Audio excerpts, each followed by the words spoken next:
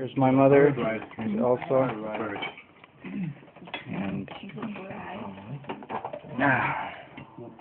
Mom, I was thinking of making a video here for Dr. Ludington and Dr. Clark.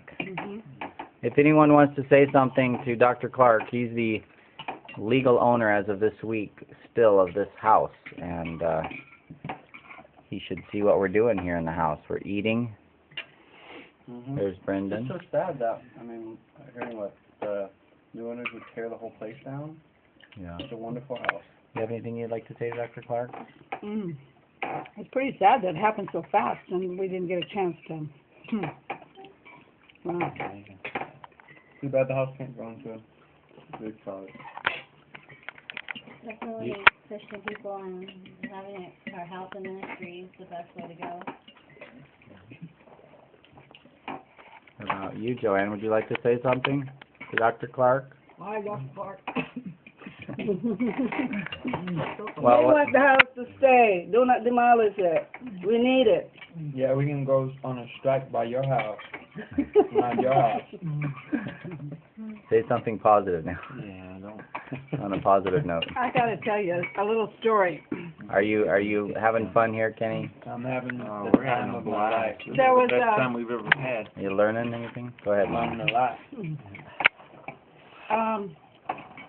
There was a policeman out on duty Sit down. in a motorcycle, and he saw a guy in a beard driving a motorcycle, and he did something wrong, so he stopped him.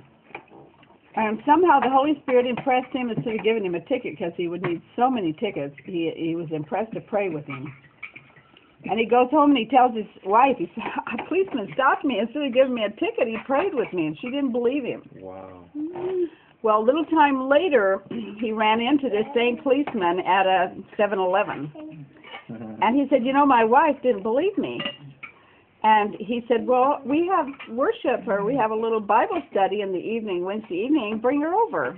And so he took his wife to the home, and she was so touched that she gave her heart to the Lord. And these were people heavy into drugs and in crime, and he would have gone to prison if he had gotten a ticket. Well, so they decided to have a ministry to invite some of their buddies and homeless people into their home and give them Bible studies. So they started sharing the truth, and then the landlord didn't like it and got rid and gave him eviction notice.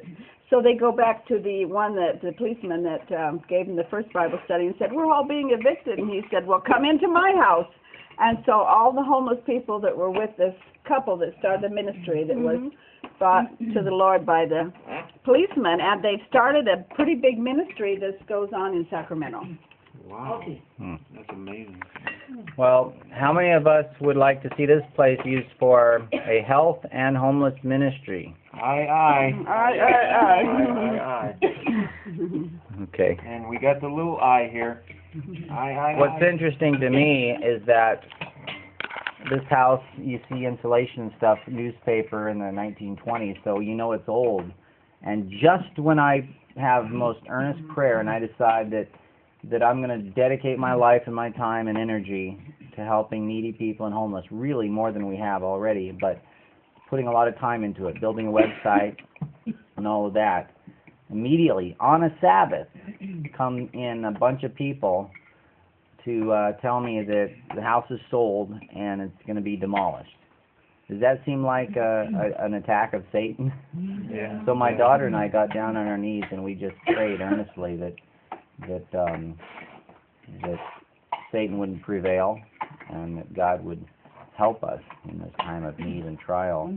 Not that we want anything difficult to go on for the seller, of course, but when someone comes in against our wishes on a day we were in the middle of worship in church and does all that, and then says, well, we gave you the option to buy, I told you it was for sale, or that it was being sold that day, and it's quite a challenge that we have to figure out how to get through.